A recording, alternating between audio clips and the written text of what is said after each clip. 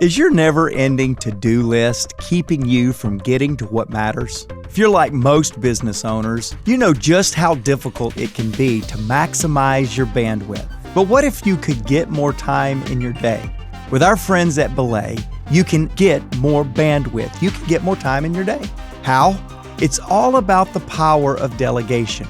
With over 2,000 vetted professionals, BELAY makes delegating tasks simple. Whether you're looking for accounting or marketing, administration support, BELAY has the flexible solution to meet your needs. When you work with BELAY, you're not just a customer, you're a partner. That means you'll get one-on-one guidance from someone who truly understands your business and your business goals. Are you ready to save time? You want to boost your impact? You want to create a clear path towards your vision? Take advantage of BELAY's special offer and download their book, Delegate to Elevate, for free.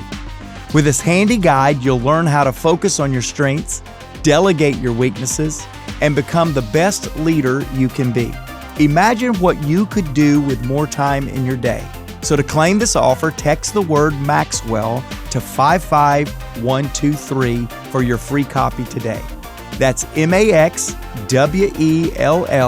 to 55123, and in no time, you'll be doing what you do best.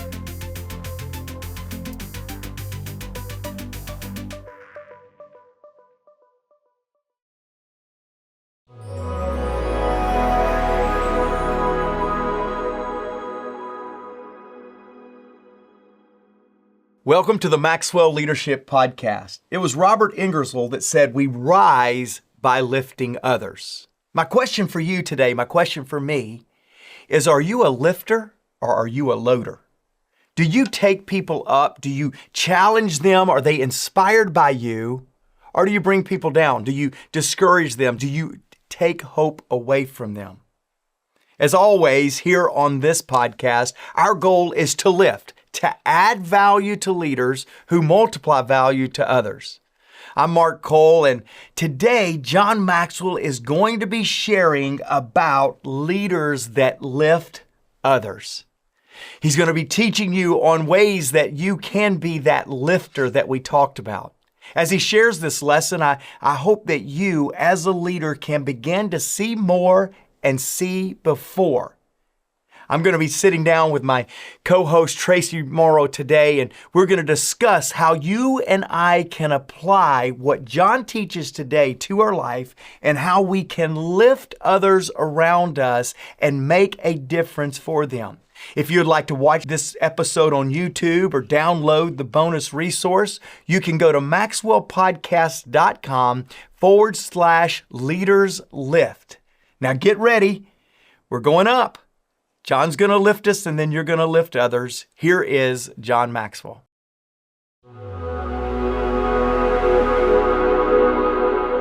Today I want to talk to you about one of the attributes and contributions that leaders give other people, and that's what makes leadership so important. I would like to talk to you about the fact that leaders lift others. In other words, wherever you see a leader, the people around that leader will always go to higher ground. Now, we've heard the expression that it's lonely at the top.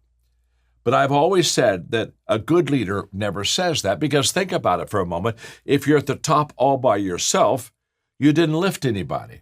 You didn't bring anybody to the top with you. In fact, if you're only at the top by yourself, you're really not a leader. Honestly, you're just a hiker. Leaders lift other people. People that live a fulfilling life, they value people and they add value to those people. Now, that's what I'm talking about when I'm saying lifting others. If you as a leader value people and you add value to people, trust me, my friend, without any doubt, you will lift other people. I've often said that when you have a great dream and you have a great team, then all of a sudden you can realize everything that you want to accomplish. Now, I've known those who had a big dream and a bad team, and that's a nightmare. So how do we do this? How do I lift others? How do you lift others? Number one, I think to lift other people, it starts with you. I think you have to have a desire to become great. You have to have a desire inside of you to do great things. I can still remember as a very young leader in my 20s, I came to the conclusion that I wanted to make a difference. I really did. That I wanted to make a difference in my life. I wanted to make a difference in your life. I wanted to make a difference in the people's lives around me. And I had this desire. It was a passion of mine. Napoleon Hill said, the starting point of all achievement is desire. I believe that with all of my heart. I have found that great people, great leaders, you don't have to motivate them. You don't have to say, hey, get up, get out of bed, get into the game. They already have that passion. They already have that desire. And so because I had this great desire, this desire to be great, I went to one of my mentors. His name was Elmer. I call him affectionately E.T. And I go to E.T. and I ask him, how do I become great? What he said to me that day was life-changing. And for, 50 years of my life, I've been following those words. Here's what he said. If you want to become great, go to great events. Seek out great people. Ask great questions. Read great books. Find great mentors. And then he said, above all, attempt to do great things. When E.T. told me that 50 years ago, I marked those words. I said, that's exactly what I'm going to do. I'm going to go to great events. I'm going to seek out great people. I'm going to ask great questions. I'm going to read great books. I'm going to find great mentors in my life, and I'm going to attempt to do great things. If you want to lift others, the first thing you want to do is just have a desire inside of you to be great. The second characteristic I think that you need to possess is you need to do what my mentor Elmer Towns told me to do as a very young leader. Go to where great people go. I have discovered that this is the secret to having a faster pace on my success journey. When I was in my late 20s, I wrote a lesson that has been life-changing for many people about how to create a growth environment. In it, I just simply say, listen carefully, a growth environment is a place where others are ahead of you, where you're continually challenged, where your focus is forward, where the atmosphere is affirming, where you're often out of your comfort zone, where you wake up excited, where failure is not your enemy, where others are growing, where people desire change, and where growth is modeled and expected. Those are the 10 things that make a great growth environment. I was looking at those characteristics of a growth environment, and all of a sudden it hit me. 5 of the 10 very essential items to have a growth environment in your life are having great people around you. Others are ahead of you. The atmosphere is affirming. Others are growing. People desire change. Growth is modeled and expected. 5 out of the 10 are specifically about great people. Mark Cole, the CEO of my companies, calls it the power of proximity. He talks about the fact that if you really want to do something great, you've got to be around great people because there is a contagiousness that happens when you're around those type of people. And so I've looked at myself and I've asked myself many times, how did I become great? And I'd have to say, without any doubt, I not only had a desire to be great, but I put myself around great people. So, if you really want to lift others up, you have to have a desire to be great, and you have to go where the great people go. Where are the great people?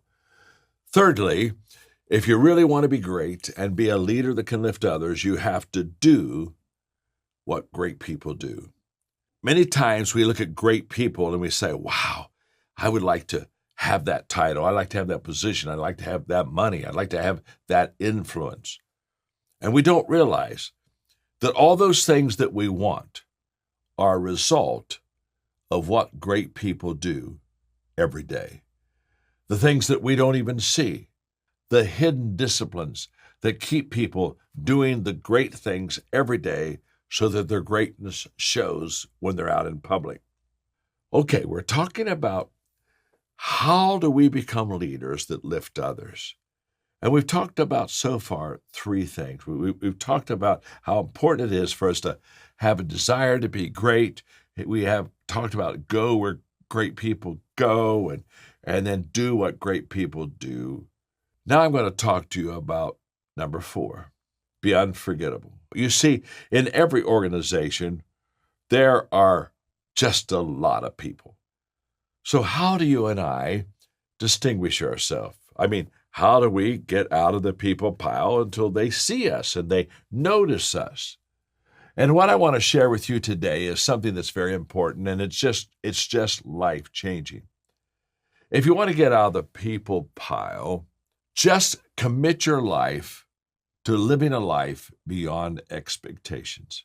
I want you to exceed expectations. I want you to set your bar, your personal bar, your productivity bar, your life conduct bar. I want you to set it high. So I want to encourage you in your life to live a life that says, I exceed the expectations of other people around me. You see, when we look at successful people, what we normally do is we see what they have accomplished, the tangible things on the outside. But I am here to tell you that greatness begins on the inside first. I am always going to treat people better than they treat me. And I'm going to choose sowing over reaping. I'm always going to sow seeds of goodness into people's life. You see, most people, they get up and they look at life in that day and they say, I wonder what life is going to bring to me today. I wonder what it's going to give me. I wonder what I'm going to get out of life. That's how they think. I never think about reaping. I always think about sowing.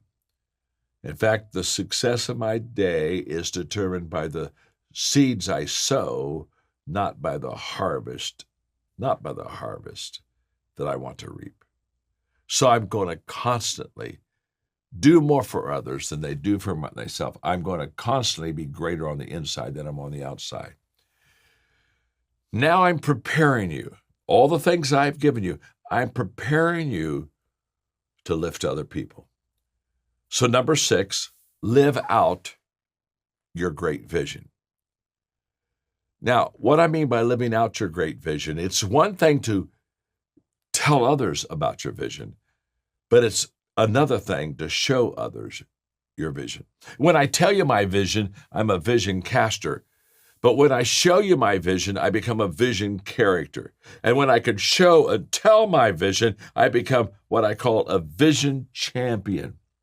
And great people are attracted by great success. So my credibility as a leader isn't what I say I can do, it's what I actually do.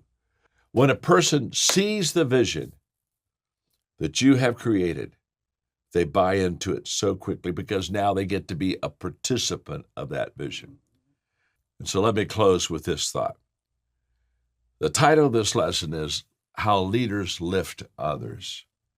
And I just want you to know that when you start lifting others, when you start taking people up the mountain, you not only take them to levels they've never been on, but guess what? You go on those same levels. You can't take people up the mountain without going up the mountain yourself. So when you lift others, you lift yourself. When you lift yourself, you must intentionally lift others. Take the trip together. Never take it alone. If you'll do that, you'll be a leader that blesses others, you'll be a leader that lifts others, and you will be a leader like me, who will look back and say my greatest accomplishment was what I did in lifting up the people, the leaders around me. Hey, podcast listeners.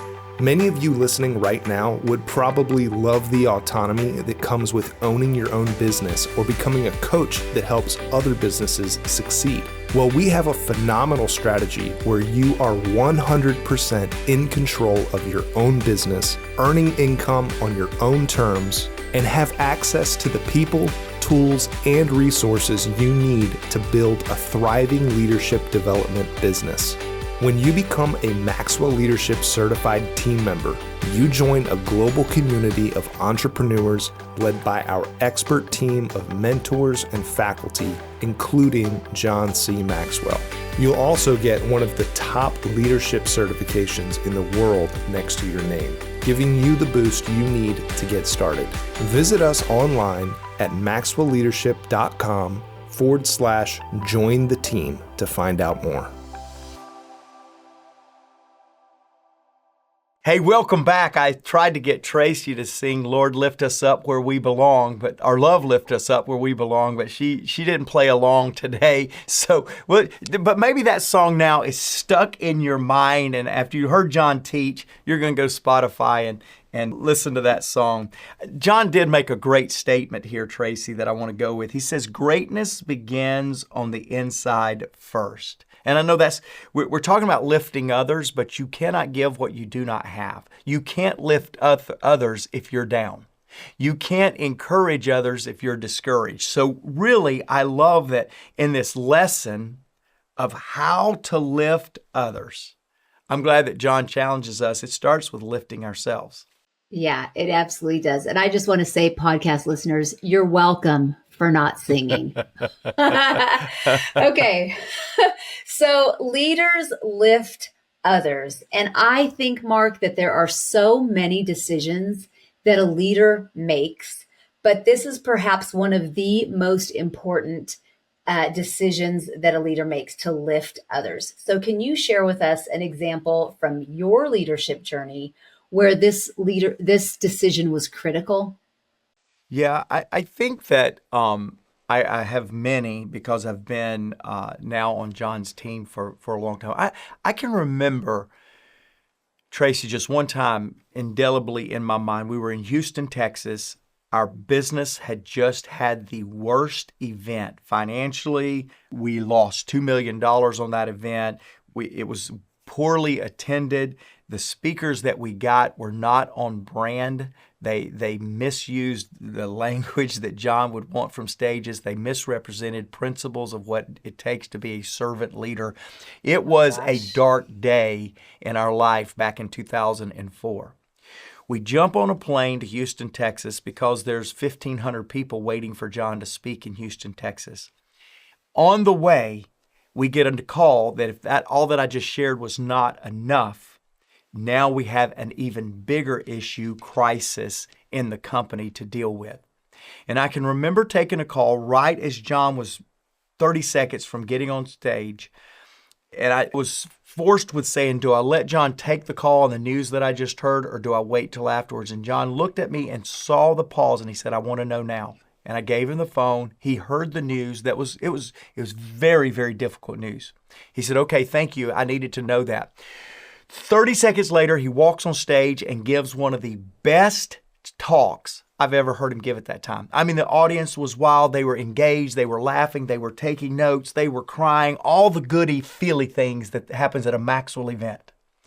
They give him a standing ovation. He comes off and he picks right back up on that conversation. He said, now, Mark, here's what we got to do with that. Here's what we need to do with this. Can you make those calls right there? That's what we're going to do.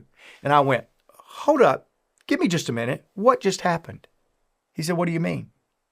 I said, you went up there with the heaviest load I've ever seen on you. And I'd been with John at that point for 5 years. I've seen some heavy loads since that time too. He said, that wasn't those people's problem. That wasn't their load. And my ability to put that load right here at the side of the stage and go lift their load is my ability to either make it or not. And I went, I got a long way to go. Seriously. I will take that load with me, and everybody go, what's wrong with you? And nothing, I got it. No, I don't have it. It's all over my face. It's all over me. I've watched John do that dozens of times. I too now, Traci, work hard that when I walk into a room, I don't want to be fake. I don't want to put on a facade. That's not who I am. I want to be very integrous. At the same time, whose load am I carrying? Most of the time, I have to tell myself, I'm not carrying Jake's load. I'm I'm not carrying Traci's load.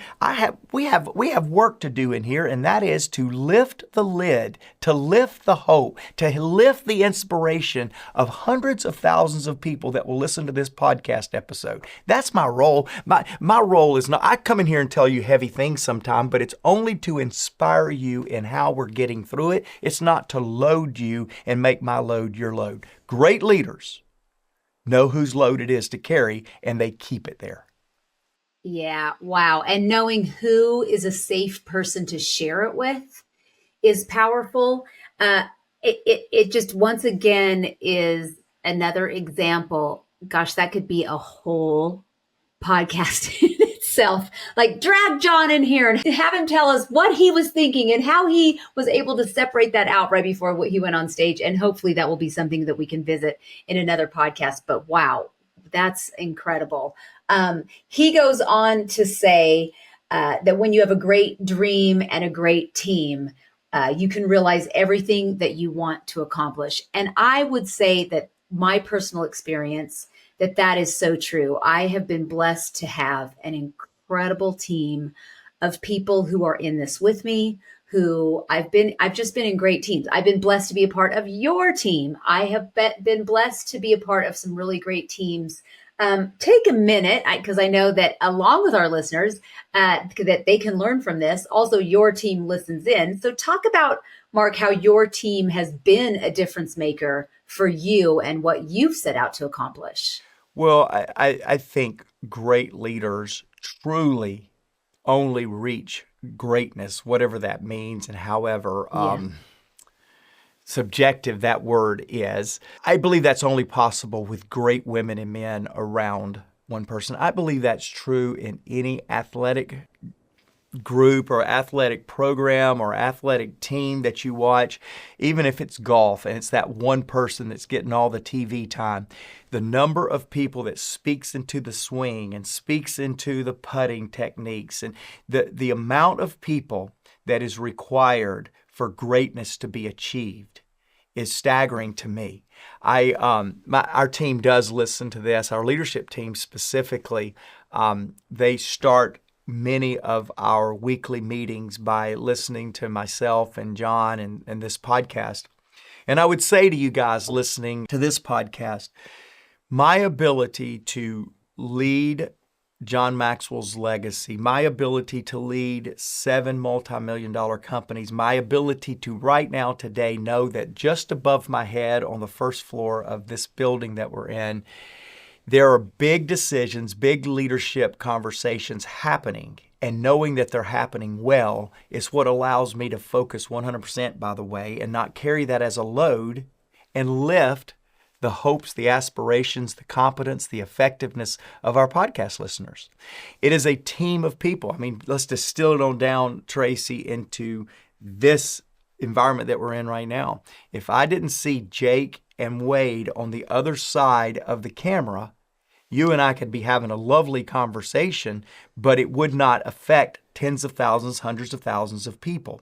The leader's responsibility to lift goes beyond just let me motivate and help inspire everybody else.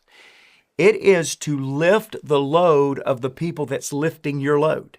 It's to come in. I spent all of 2023 talking about cash deficit, spending money, how we were going to spend money. I spent literally every meeting I had addressing cash is short, cash is this. And I started out 2024 and I said, guys, I won't run another meeting like that. Some of those meetings are going to happen, but another leader is going to have to do it because this year, my conversations are going to be liftings. They're going to lift us. And I think a leader needs to understand our responsibility is to lift the load of the people that are lifting our load. Again, that's why John says it starts with you. You've got to recognize the beauty around you, the people around you, the impact around you, so that you can bring a message that will inspire them as they carry the heavy load. So let's dive into what that looks like. How do we lift others? And John said it starts with you. And he gives a great quote from Elmer Towns, or who we hear him refer to lovingly as E.T. And in this, he talks about going yourself, leading by example, but also taking your teams to great, if you want to become great, go to great events, listen to great people, read great books, ask great questions, all the greats. And so if you could just talk personally about how going and doing these things yourself has grown you personally, but also what have you seen it do for the growth of lifting your team? I think the greatest piece of advice that John gives us in this lesson, after start with yourself, is to go where great people go. And it comes from the Elmer Towns quote that says, if you want to become great, go to great events. But then this statement, seek out great leaders. And Traci, I will tell you, the way that I have led over the last 14 years as the CEO of this organization is not because of education. I talk about that often. It's not because of training. I talk about that often. It is because who I have surrounded myself with for the last 24 years. Everybody around me believes that better days are ahead. Everybody around me believes there's greatness within us. Everybody around us talks about the great opportunities of impact that we can have even today. That's why John and I have become, and we're finishing up what has been just a bitter, yet again, bitter political season. Bitter. Anybody glad to be watching TV without all those ads again? I mean, are y'all glad for that? Because here's what we've done. We have become how much lower can we push the other person down to make us look like we're not as low as what we really are, rather than lifting people up to show them how big we are. We think we got to push them down so that we don't seem quite as bad, rather than lifting people up to show them how good we are as well. It's a complete opposite. Who you surround yourself with, podcast viewers, podcast families, if you're viewing, you see me leaning forward. Who you surround yourself with, who you allow to shape your thinking is making a difference on whether you're lifting people or tearing them down. Who you support affects you. Who you listen to, who you ask questions of. I just want to challenge it. I'm speaking to the believers here, the choir, so to speak, because you're tuned into this podcast. We have got to do the effort of putting ourselves in environments that will lift us. Starts with you, yes, but go to where great people are. Get around people that lift your thinking, not drain your thinking. Go to where people are. John and I do these mentoring sessions with companies. We have about 4 or 5 companies that we do monthly calls, teaching, and then Q&A. And I'm always inspired when we're on the phone with a group of people and there's constant questions. There's constant leaning in, wanting access. And those of you that listen to our podcast and you subscribe to it, I hope you're subscribed. If you haven't, go subscribe. You are surrounding yourself, and my commitment to you is every week, every episode, we're going to add value to you, lift you, in other words, so you'll lift others. This is a lifting podcast. Mm-hmm. And, as you were saying that, I was just thinking, for the people who sometimes you see who seem a little hopeless, and I'm talking to our listeners here, it might be a good idea in a non-threatening way, but just to your friends who just feel like everything is kind of hopeless. You may want to say, hey, there's a great guy I listen to. His name's John Maxwell. I'm going to share a podcast with you that's full of hope. So maybe that you can share that kind of high road thinking with them. If maybe they've never heard of John, they can come and have a listen to this podcast. Shameless plug. But I'm just saying that because I would have never known about John if someone didn't say, hey, you've got to listen to this guy. Now, there was no podcast back in the day, back in 1991. They shared a cassette tape with me, but that was a friend who heard me wanting more out of life, and they shared a cassette tape with me. You can easily share a podcast with a friend. Hey, okay, Traci, moving on. Traci, yes. Before you do that, because I just mentioned the political season we're just finished, and you mentioned high road leadership. I want to challenge you, and you know what? We'll make this a special this week. We try to give you a special that'll challenge you to do a next step from this podcast. We'll make it a special, but we created this high road leadership online course. And I agree with Traci. Find somebody that needs to be lifted in your world. Maybe it's a boss. You're working for a boss. You're working for somebody that's not lifting very well. Maybe it's a coworker. Maybe it's a family member. Find somebody and say, would you do an experiment with me for the next 4 weeks? For the next 4 weeks, would you listen to the Maxwell Leadership Podcast with me, and let's compare notes and let's lift one another. And by the way, sweeten the pot. Tell them if they'll listen to the podcast with you for 4 weeks, you will buy them the High Road Leadership online course. It's $199, but buy it for them and give them a model on how to lift their thinking into high road leadership. I promise you that will be the gift that keeps on giving, and a family member, a coworker, a boss is worth that $199 investment. Trust me. By the way, you can go to the show notes and we'll have a link there. Use the code word podcast, and that'll get you that discount. I love that. You're welcome, everybody, for just bringing that up and spurring on Mark to generosity. So John talked about the 10 things that make a great growth environment. Go through those slowly and print out your bonus resource. But he quoted you, Mark, and referenced your quote about the power of proximity.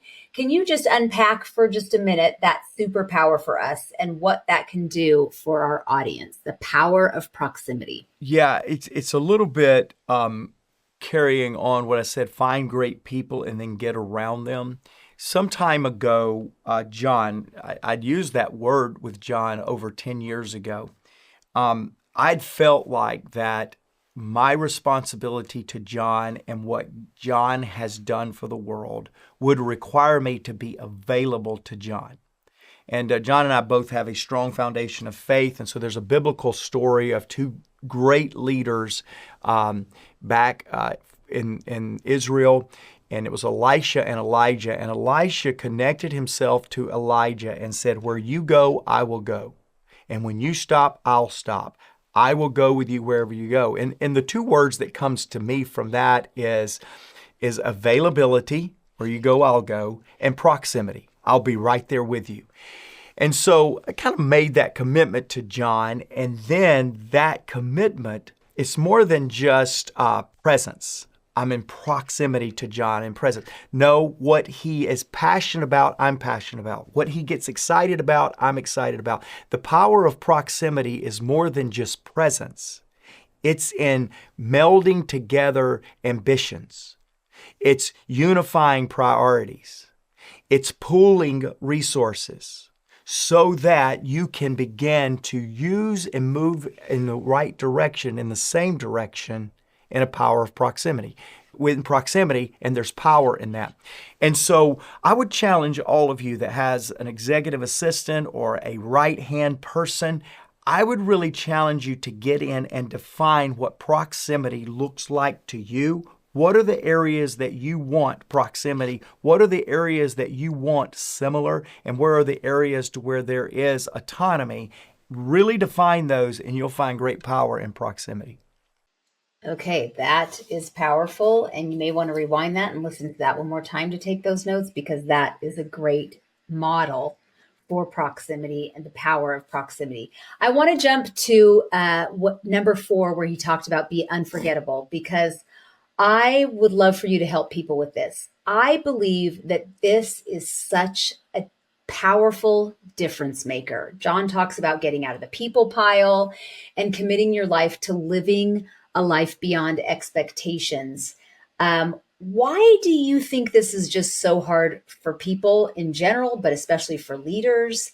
Why do so many people hear John say this, getting out of the people pile and being unforgettable, but they seem to miss like the heart of the message of service, because this sets you apart. This really is such a difficult thing to master, but it's really more simple, but so few people do it. Can you just help people with this a little bit? Because it is a difference maker. Yeah, I think the reason that people don't do it is because it's not easy. It really is simple, but it's just not easy. Being unforgettable really is a simple thing. What's everybody else doing? And let me do the exact opposite in a way that'll stand out. I can remember my little girl, Macy, before. I'm going to use a couple of personal stories to show unforgettable. John's got a great story about being unforgettable with John Wooden, his mentor. I've got a couple of things I could show you to be unforgettable in my climb toward more responsibility in John's organization. But I'll camp out just a couple of minutes on personal unforgettable moments. My daughter, Macy, before she got cool and realized that being cool meant that you had to be like everybody else, my daughter loved to stand out. She was a cheerleader, second grade. Every time she had a chance, when there wasn't a requirement to do a routine, Macy was making up her own cheers. When the music started, she had a new dance every time. And people would literally, when the cheerleaders weren't cheering, their eyes would all go to Macy and she would just be carrying a show on for everybody. Became unforgettable. They mentioned that when she was in 12th grade and became the cheer captain of her high school's team, that her ability to entertain and bring cheer started at second grade when she made up her own routines. She was unforgettable in how that she was so enjoying bringing cheer to a game that we went to a Macy Cole cheer show and a football game broke out. I mean, it was we were going for the cheerleader to see what she would do. Kids do that, and they have this way of creating unforgettable moments that we as adults can go, wow, do you remember when you did this? Do you remember when you do that? It's whatever what they say sometimes. I mean, my grandson Ryder, when he came to live with us at 4, he used to say paints. Mime, I need my paints on. His paints. To this day, we still ask him, does he have his paints on? It's just this unforgettable little thing that happens. My grandsons, I'm doing due dates right now with them. And they always say, hey, G-Paul, can we do a due date in the fast car and will you put on our song? They all have a song that's different. And when we go on a due date with them, the first thing they want to do is ride in the fast car. They want me to stomp it. I try to stay in the speed limit, so I stomp it from 35 to 55. They want me to stomp it. They want to feel that rush. And then they say, G-Paul, put on our song. They will, for the rest of their life, know that them and their grandfather has a song, and that matters to them. That's something very simple, but it's not easy. I'm waking up every day thinking, what can I do to give these kids a handle to hold on to when difficult times hit? As leaders, when we give hope, you're literally just trying to give others a handle that when the hurricane winds come or when the rising tide comes roaring in, they have something to hold on to that will lift them above the problems that we're all going to have at some point in our life. I love that. I love that. This has been a great lesson. And I think out of all these 5 steps, that is a great one for leaders that they can jump right in and get to start to work on how can I jump out of the people pile. Yeah. Hey, you lift us, podcast family, when you give us quotes or give us places where we inspired you, where we lifted you. When you ask questions, we love our family talking back to us. And so this week, Sheila listened to the podcast Mindset Matters. Great podcast, by the way. We'll put that in the show notes. And this is what Sheila said. I just wanted to take a moment to express how much your latest podcast episode on Mindset Matters has impacted my life as a leader. The insights and practical steps you shared have truly transformed the way I approach leadership. Your emphasis on intentional thinking and clarity has made a significant difference in my effectiveness and purpose. Thank you for the invaluable guidance. Sheila, thank you for the valuable feedback. You lifted me.